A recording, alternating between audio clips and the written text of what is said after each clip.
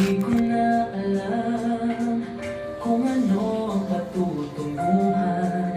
Ang hindi ko lang naman na itong naramdaman.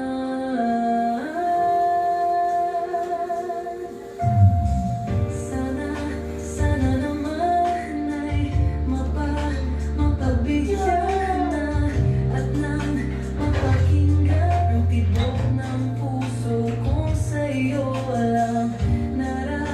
Naramdaman ang tunay na kaligayahan. Sana naman mapagbigyan ng tibok ng puso.